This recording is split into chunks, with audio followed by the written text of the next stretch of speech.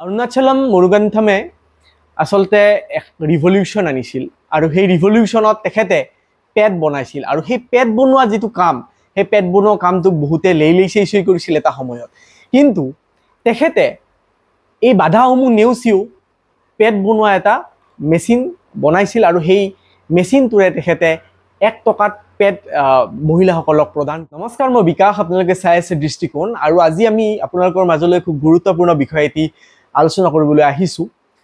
কাইলৈ 28 মে আৰু 28 মেত উদযাপন কৰা হ'ব মেনষ্ট্ৰুৱেল হাইজিন দিৱস, অৰ্থাৎ ঋতুস্ৰাৱজনিত চাফ চিকুণতাৰ ওপৰত সজাগতাৰ এক দিৱস উদযাপন কৰা হ'ব আৰু সেই বিষয়ে আজি আমি কিছু কথা আপোনালোকৰ ওচৰলৈ লৈ আহিছোঁ। ঋতুস্ৰাৱজনিত চাফ চিকুণতাৰ বিষয়ে আমি সকলোৱে জনা উচিত আৰু এখন সমাজ সজাগ হ'লেহে বহুতো বেমাৰৰ পৰা হাত সাৰিব পাৰি বুলি মই ইয়াৰ আগতেও আপোনালোকক জনাইছোঁ। আজিৰ যিটো বিষয় সেয়া মাহেকীয়াৰ লগত জড়িত। আমাৰ সমাজৰ মহিলাসকল এই মাহেকীয়াৰ লগত বিভিন্ন সমস্যাৰ সৈতে জৰ্জৰিত সময়ছোৱাত তেওঁলোকে বিভিন্ন সমস্যাৰ মাজেৰে মোকাবিলা কৰি এই মেনষ্ট্ৰুৱেল পিৰিয়ডৰ সময়খিনি পাৰ কৰে। বিশেষকৈ এই সময়ছোৱাত চাফ চিকুণ হৈ থকাটো যথেষ্ট জৰুৰী। সেয়েহে সেই চাফ চিকুণতাক উদ্দেশ্য ৰাখিয়েই 2025 চনৰ মেনষ্ট্ৰুৱেল হাইজিন নামৰ যিটো দিৱস উদযাপন কৰিবলৈ লোৱা হৈছে আৰু 2030 চনৰ ভিতৰত এই চাফ চিকুণতাৰ ওপৰত যথেষ্ট সজাগতা অনাৰ কাৰণে ভাৰত চৰকাৰে এক চেষ্টা অব্যাহত ৰাখিছে। এতিয়া আমি যদি চাবলৈ যাওঁ যে আমাৰ ছ'চাইটিখনত মাহেকীয়াৰ ওপৰত বিভিন্ন ধৰণৰ কথা বতৰা চলে। বিশেষকৈ আমাৰ সমাজৰ মহিলাসকলে পুৰুষৰ ওচৰত বা ওচৰ চুবুৰীয়াৰ ওচৰত মাহেকীয়া বিষয়ক কথাসমূহ ক'বলৈ টান পায় বা লাজ পায় আৰু এই বিষয়ৰ ওপৰত কথা পাতিলে যেন বিৰাট ডাঙৰ এটা পাপ কৰাৰ দৰে হয় আৰু ইয়াৰ কাৰণে হয়তো কেতিয়াবা এনেকুৱা বেমাৰৰ সন্মুখীন হয় যে আমাৰ মহিলাসকলে মনে মনে থাকে কিন্তু বেমাৰৰ সন্মুখীন হোৱাৰ ফলত আৰু উচিত সময়ত উচিত পদক্ষেপ নোলোৱাৰ ফলত বিভিন্ন ধৰণে ক্ষতিগ্ৰস্ত হয়। এই বিষয়ে আমি মুকলিকৈ আলোচনা কৰিবলৈ বিচাৰিছোঁ। আগৰ দিনত আপোনালোকে জানে যে মহিলাসকলে পিৰিয়ডছৰ সময়ত যি হাইজিন মেইনটেইন কৰিব লাগিছিল সেই হাইজিন মেইনটেইন নকৰাৰ ফলত বিভিন্ন বেমাৰৰ সন্মুখীন হৈছিল আৰু তাৰে সজাগতাৰ কাৰণে আজি এই ভিডিঅ'টো আমি প্ৰস্তুত কৰিবলৈ লৈছোঁ। বিশেষকৈ হাইজিন অৰ্থাৎ চাফ চিকুণতাৰ বাবে পিৰিয়ডছৰ সময়ত মহিলাসকলে চেনিটাৰী পেড ব্যৱহাৰ কৰে, টেম্পুন ব্যৱহাৰ কৰে নাইবা মেনষ্ট্ৰুৱেল কাপ ব্যৱহাৰ কৰে আৰু এই তিনিবিধ সামগ্ৰী খুব সযতনে ষ্ট'ৰ কৰিব লাগে। কাৰণ যদি এই তিনিবিধ সামগ্ৰী সযতনে ষ্ট'ৰ নকৰে বা লেতেৰা পৰিৱেশত ইয়াক ৰখা হয় তেতিয়াহ'লে ই বেক্টেৰিয়েল ইনফেকশ্যন কৰিব পাৰে আৰু বেক্টেৰিয়েল ইনফেকশ্যন যেতিয়া হ'ব তেতিয়া যথেষ্ট ক্ষতি হ'ব পাৰে। গতিকে যেতিয়া পিৰিয়ডছৰ সময় আহে তেতিয়া আমি এইবোৰ কথা মনত ৰাখিব লাগে যাতে মহিলাসকলৰ চাফ চিকুণতাটো তেওঁলোকৰ শৰীৰৰ পক্ষে কিমান গুৰুত্বপূৰ্ণ এই বিষয়ে আমি নজৰ ৰাখিব। এতিয়া আহিছোঁ যে আমি এই যে চেনিটাৰী পেডৰ কথা কৈছোঁ বা মেনষ্ট্ৰুৱেল কাপৰ কথা কৈছোঁ, এনেধৰণৰ সামগ্ৰীসমূহ ব্যৱহাৰ কৰাৰ সময়ত কি কৰিব লাগে সেই বিষয়ে কিছু কথা জনা উচিত। যে চেনিটাৰী পেড ব্যৱহাৰ কৰাৰ ঠিক আগত বা চেনিটাৰী পেড ব্যৱহাৰ কৰাৰ পিছত মহিলাসকলে হাতখন চাফ চিকুণ কৰি ল'ব লাগে, ধুব লাগে। লগতে মহিলাসকলে যোনিৰ ওচৰৰ অংশ ধুওঁতে গৰম পানী ব্যৱহাৰ কৰিব লাগে যাতে কোনো বেক্টেৰিয়েল ইনফেকশ্যন নহয়। যুগ যুগ ধৰি আমি দেখি আহিছোঁ যে মহিলাসকলে পিৰিয়ডছৰ সময়ত সুৰক্ষাৰ বাবে বিভিন্ন ধৰণৰ পদ্ধতি অৱলম্বন কৰি আহিছে। সাধাৰণতে যিসকল মহিলা অশিক্ষিত, যিসকল মহিলা সজাগ নহয়, তেওঁলোকে পিৰিয়ডছৰ সময়ত যি ৰক্তক্ষৰণ হয় সেই ৰক্তক্ষৰণক শোষণ কৰিবৰ কাৰণে কাপোৰ ব্যৱহাৰ কৰে, বোকা মাটি ব্যৱহাৰ কৰে নাইবা অন্যান্য কোনো পদ্ধতি ব্যৱহাৰ কৰে। ইয়াৰ ফলত কি অসুবিধা হয় সেই কথাটো আমি অলপ বুজি চাব লাগিব। সাধাৰণতে আমি দেখোঁ যে কোনো পুৰুষে যদি ফাৰ্মাচীলৈ গৈ এটা চেনিটাৰী পেড বিচাৰিব লাগে যথেষ্ট লাজ কৰে আৰু যেতিয়া চেনিটাৰী পেড এটা ফাৰ্মাচীৰ পৰা বা অন্যান্য দোকানৰ পৰা যেতিয়া কিনি আনে সেই চেনিটাৰী পেডটো অন্য কোনোবাই দেখা নাপাওক বুলি এটা কলা প্লাষ্টিকত বা পলিথিনৰ বেগত সুমুৱাই লৈ আহে সেই পৰিৱেশটো যদি আপোনালোকে ফেচ কৰিছে তেতিয়াহ'লে আপোনালোকে বুজি উঠা উচিত যে এয়া কোনো লাজৰ বিষয় নহয়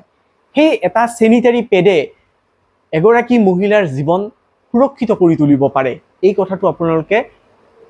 জনা উচিত কাৰণ এই যি ৰক্তক্ষৰণ হয় ৰক্তক্ষৰণৰ সময়ত অৰ্থাৎ বা মাহেকীয়াৰ সময়ত এগৰাকী মহিলাই ৰেষ্ট ল'ব লাগে সেই ৰেষ্ট লোৱা সময়খিনিত বিভিন্ন ধৰণে চাফ চিকুণ হৈ থাকিব লাগে আৰু যদি চাফ চিকুণ হৈ থাকিব নোৱাৰে তেতিয়াহ'লে বেক্টেৰিয়েল ইনফেকশ্যন হ'ব পাৰে স্কিনৰ ইনফেকশ্যন হ'ব পাৰে আমাৰ যিটো তলফালে ইউৰিনাৰী ট্ৰেক ইনফেকশ্যন হ'ব পাৰে গতিকে এনেধৰণৰ অসুবিধাৰ পৰা যাতে হাত সাৰিব পাৰে তাৰ কাৰণে আগতীয়াকৈ আমি কিছু ব্যৱস্থা গ্ৰহণ কৰিলে হয়তো আমাৰ সমাজৰ মহিলাসকল যথেষ্ট পৰিমাণে সুস্থ সবল হৈ থাকিব পাৰে যদি আমি ডাটা চাবলৈ যাওঁ তেতিয়াহ'লে ছাৰ্ভে অনুসৰি 15 পৰা 24 বছৰ বয়সৰ মহিলাসকলে বিশেষকৈ 41% মহিলাই চেনিটাৰী পেড ব্যৱহাৰ কৰে আৰু বাকী সংখ্যকে চেনিটাৰী পেড ব্যৱহাৰ কৰাৰ সলনি কাপোৰ ব্যৱহাৰ কৰে তাৰ ফলত এই যিটো হাইজিন মেইনটেইন নহয় আৰু অন্যান্য ধৰণৰ বেমাৰ কিছুমান দেখা দিয়ে আমাৰ অসমতো তাৰ কোনো ব্যতিক্ৰম নহয় অসমতো প্ৰায় 40% মহিলাইহে চেনিটাৰী পেড ব্যৱহাৰ কৰে আৰু বাকী 60% মহিলাই এতিয়াও ঘৰতে বনোৱা লোকেলি বনোৱা নেপকিন নাইবা কাপোৰ আদি ব্যৱহাৰ কৰে আমি যদি চাওঁ যে আমাৰ সমাজত এই বিষয়ে সজাগতাৰ যথেষ্ট জৰুৰী এই বিষয়ে এখন চিনেমা কেইদিনমান আগতে অক্ষয় কুমাৰে অভিনয় কৰিছিল এই চিনেমাখনৰ নাম আছিল পেডমেন আৰু সেই পেডমেন চিনেমাখনৰ যিটো চৰিত্ৰ আছিল সেই চৰিত্ৰটো আচলতে ভাৰতবৰ্ষৰ তামিলনাডুৰ এগৰাকী ব্যক্তিগৰাকীৰ নাম আছিল অৰুণাচলম মুৰুগানথম নামৰ ব্যক্তিগৰাকীয়ে দেখিছিল বা নিজৰ ঘৰতে দেখিছিল যে নিজৰ ঘৈণীয়ে যেতিয়া পেড ইউজ কৰিব নোৱাৰি বিভিন্ন বেমাৰত ভুগে কি অসুবিধাৰ সৃষ্টি হয় সেই বিষয়ে তেওঁ অনুধাৱন কৰিছিল আৰু তেওঁ নিজাববীয়াকৈ পেড ব্যৱহাৰৰ কাৰণে বিভিন্ন ধৰণে চেষ্টা কৰিছিল যদিও প্ৰথম অৱস্থাত তেওঁ সফল হোৱা নাছিল বা সমাজৰ অন্যান্য মহিলাসকলেও তেওঁক যথেষ্ট বেয়া পাইছিল সেই সময়ত কিন্তু লাহে লাহে বিভিন্ন বাধা নেওচি তেখেতে এটা যন্ত্ৰ ব্যৱহাৰ কৰিছিল যন্ত্ৰ উদ্ভাৱন কৰিছিল আৰু সেই যন্ত্ৰটোৰে মহিলাসকলে ব্যৱহাৰ কৰিব পৰাকৈ পেড প্ৰস্তুত কৰিছিল আৰু সেই পেডৰ দাম প্ৰায় 1 টকা অৰুণাচলম মুৰুগানথমে আচলতে এক ৰিভলিউশ্যন আনিছিল আৰু সেই ৰিভলিউশ্যনত তেখেতে পেড বনাইছিল আৰু সেই পেড বনোৱা যিটো কাম সেই পেড বনোৱা কামটোক বহুতে লেইলেইচেই কৰিছিল এটা সময়ত কিন্তু তেখেতে এই বাধাসমূহ নেওচিও পেড বনোৱা এটা মেচিন বনাইছিল আৰু সেই মেচিনটোৰে তেখেতে 1 টকাত পেড মহিলাসকলক প্ৰদান কৰিছিল আৰু মাহেকীয়াৰ সময়ৰ সেই যিকেইটা দিন মহিলাসকলে কষ্টত থাকে সেই সময়ছোৱাত পেড ব্যৱহাৰ কৰি চাফ চিকুণ হৈ থাকিবলৈ তেওঁলোক উদগনি জনাইছিল গতিকে তেওঁ কিমান এটা সুন্দৰ বাৰ্তা প্ৰেৰণ কৰিছিল আজিকালি যদি সমাজত আমি চাওঁ যে আমাৰ সমাজখনে মাহেকীয়া হোৱা সময়খিনিত যথেষ্ট বুবু বাবা কৰা দেখা যায় বা মাহেকীয়া হ'লে বিভিন্ন নীতি নিয়মৰ কথা কোৱা দেখা যায় কিন্তু মাহেকীয়া হ'লে সাধাৰণতে মহিলাগৰাকীক চাফ চিকুণ হৈ থাকিবলৈহে দিব লাগে কাৰণ চাফ চিকুণ হৈ নাথাকিলে অলপ আগতে মই কৈছোঁ যে ইনফেকশ্যন হোৱাৰ যথেষ্ট চান্স বাঢ়ি যায় আৰু ইনফেকশ্যন যদি হয় তেতিয়াহ'লে শাৰীৰিকভাৱে যথেষ্ট অসুস্থ হৈ পৰিব পাৰে আৰু সেই সময়ছোৱা আচলতে মহিলাগৰাকীয়ে ৰেষ্ট ল'ব লাগে কাৰণ সেই সময়ছোৱাত ৰক্তক্ষৰণ হয় আৰু ৰক্তক্ষৰণ হোৱাৰ ফলত মহিলাগৰাকীয়ে যথেষ্ট পৰিমাণে দুৰ্বল হৈ পৰিব পাৰে নাইবা পেটৰ বিষ হ'ব পাৰে বা অন্যান্য ধৰণৰ অসুবিধাৰ সন্মুখীনো হ'ব পাৰে গতিকে সেই সময়ছোৱাত সম্পূৰ্ণভাৱে বিভিন্ন কাম কাজৰ পৰা আচলতে ৰেষ্ট লোৱাৰহে জৰুৰী আৰু সেই সময়ছোৱাতে এই চাফ চিকুণতাৰ প্ৰতি সজাগ হোৱা মহিলাসকলে অন্যান্য মহিলাসকলকো সজাগ হ'বলৈ শিকাব লাগে। কাৰণ আগতে মহিলাসকলৰ মাজতে এই বিষয়ে বিশেষ আলোচনা হোৱা নাছিল, যাৰ ফলত বহুতে হয়তো এই শিক্ষাৰ অভাৱত চেনিটাৰী পেড ব্যৱহাৰ কৰাই নাছিল। আৰু আন এটা কাৰণ হ'ল আগতে চেনিটাৰী পেড যেতিয়া বজাৰলৈ আহিছিল তেতিয়া চেনিটাৰী পেডৰ যথেষ্ট দাম আছিল আৰু সেই দামৰ কাৰণেও বহুতে ব্যৱহাৰ কৰিবলৈ শিকা নাছিল। সেই সময়ত মহিলাসকলে কিছুমান আনহাইজেনিক কাপোৰ ব্যৱহাৰ কৰিছিল, আনহাইজেনিক সামগ্ৰী ব্যৱহাৰ কৰিছিল আৰু যাৰ ফলত বিভিন্ন ধৰণৰ ইনফেকশ্যন দেখা গৈছিল। ভাৰতবৰ্ষৰ চৰকাৰে মহিলাৰ স্বাস্থ্যজনিত কাৰণসমূহ লক্ষ্য ৰাখি এই ঋতুস্ৰাৱজনিত চাফ চিকুণতাৰ ওপৰত যথেষ্ট গুৰুত্ব প্ৰদান কৰি আহিছে। সেয়েহে প্ৰতি বছৰে মেনষ্ট্ৰুৱেল হাইজিনৰ ওপৰত গুৰুত্ব প্ৰদান কৰি আহিছে আৰু এটি দিৱস তেওঁলোকে পালন কৰি মহিলাসকলৰ মাজত চৰকাৰে সজাগতা সৃষ্টি কৰাৰ চেষ্টা কৰি আহিছে। চৰকাৰে যদিও এই চেনিটাৰী পেড অতি কম দামত প্ৰদান কৰি আহিছে, কিন্তু দেখা গৈছে যে যিখিনি টাৰ্গেট ফিল আপ হ'ব লাগিছিল সেই টাৰ্গেট ফুলফিল হোৱা নাই এতিয়ালৈ। সেয়েহে হয়তো একাংশ গাঁৱৰ তিৰোতাই বা মহিলাই এতিয়াও এই সজাগতাৰ পৰা বহুত যোজন দূৰত আছে আৰু যাৰ ফলত বিভিন্ন ধৰণৰ বেমাৰ আজাৰ তেওঁলোকৰ দেহত বাস কৰে আৰু বিভিন্ন স্বাস্থ্যজনিত কাৰণত বহুতে মৃত্যুবৰণ কৰে। গতিকে এই বিষয়ে আমি যেতিয়াই পাৰোঁ যি ঠাইতে পাৰোঁ আলোচনা কৰাটো যথেষ্ট গুৰুত্বপূৰ্ণ। যিহেতু মই অলপ আগতেই কৈছোঁ যে আমি ফাৰ্মাচীৰ পৰা বা অন্যান্য দোকানৰ পৰা চেনিটাৰী পেড যেতিয়া আনিবলৈ যাওঁ আমি কওঁতেই লাজ কৰোঁ। গতিকে আমি আলোচনা কৰাৰ পৰাতো বহুত যোজন দূৰত থাকোঁ। যদি আমি লাজেই কৰোঁ তেতিয়াহ'লে ঘৰতে থকা আমাৰ মহিলাসকলে কেনেদৰে সুৰক্ষিত হ'ব, তেওঁলোকৰ স্বাস্থ্য কেনেদৰে সুৰক্ষিত হ'ব সেই কথাটো আমি বুজি চোৱা উচিত। আৰু এই চেনিটাৰী পেডৰ বিষয়ে আমি আলোচনা কৰোঁতে কেতিয়াবা বিভিন্ন বুবু বাবা কৰোঁ বা বিভিন্ন সময়ত আমাৰ মাজত বিভিন্ন ধৰণৰ কৌতূহলী কিছুমান প্ৰশ্নৰ উদয় হয় আৰু সেই কৌতূহলী প্ৰশ্নৰ কিছুমান উদয় হয় যদিও সেই প্ৰশ্নসমূহক কিছু আঁতৰত ৰাখি আমি চেনিটাৰী পেডটো কিয় ইউজ কৰিব লাগে এই বিষয়ে আমি আলোচনা কৰিলে হয়তো আমাৰ ওচৰে পাজৰে থকা প্ৰতিগৰাকী মহিলাৰ চাফ চিকুণ হৈ থাকিব পাৰিব, বিশেষকৈ পিৰিয়ডছৰ সময়ত, আৰু স্বাস্থ্যজনিত কোনো কাৰণত যাতে তেওঁলোক ভুগিব নালাগে সেই বিষয়ে সকলোৱে সজাগ হ'ব পাৰে। দৃষ্টিকোণত সাধাৰণতে সমাজৰ লগত জড়িত কিছুমান বিষয়ে আলোচনা কৰোঁ, বিশেষকৈ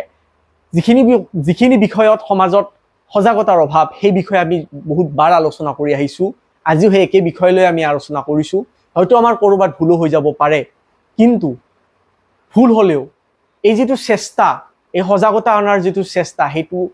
মোৰ হিচাপত মানে এতিয়াও ভুল হোৱা নাই বুলি মই ভাবোঁ। কাৰণ কিছু ভুল হ'লেও কিছু শুদ্ধ হ'লেও আমি চেষ্টাটো কিন্তু 100% কৰিছোঁ। সজাগ কৰিব পাৰোঁ তেতিয়াহ'লে পুৰণিকলীয়া আমি নিয়মসমূহ বাদ দি আমি মহিলাৰ স্বাস্থ্যৰ কথা আমি আলোচনা কৰিব পাৰিম। আৰু মহিলাৰ স্বাস্থ্যৰ কথা যেতিয়া আমি আলোচনা কৰিম তেতিয়া ভৱিষ্যতৰ প্ৰজন্মৰ কথা আমি আলোচনা কৰিব পাৰিম। আৰু মহিলাৰ স্বাস্থ্যৰ কথা আলোচনা কৰোঁতে চৰকাৰৰ যিটো উদ্দেশ্য সেই উদ্দেশ্য সফল কৰাৰ কাৰণে এই বিশেষ দিনটোত আমি সজাগতা সৃষ্টি কৰাৰ কাৰণে যিখিনি ব্যৱস্থা ল'ব লাগে সেই ব্যৱস্থাখিনি ল'বলৈ চেষ্টা কৰিম। চিকিৎসালয়ত আমি সদায় চেষ্টা কৰি আহিছোঁ যে এই মেনষ্ট্ৰুৱেল হাইজিনৰ ওপৰত আমি মহিলাসকলৰ লগত বিশেষভাৱে আলোচনা কৰোঁ আৰু তেওঁলোকক বিভিন্ন ধৰণে সজাগ কৰিবলৈ চেষ্টা কৰোঁ। চেনিটাৰী পেড ব্যৱহাৰৰ ওপৰত আমি তেওঁলোকক বুজাওঁ আৰু চেনিটাৰী পেড ব্যৱহাৰ কৰিলে তেওঁলোকৰ কি কি সুবিধা হ'ব পাৰে বা ব্যৱহাৰ নকৰিলে তেওঁলোকৰ কি কি অসুবিধা হ'ব পাৰে এই বিষয়ে আমি তেওঁলোকৰ লগত আলোচনা কৰোঁ। গতিকে এই বিষয়সমূহ আপোনালোকেও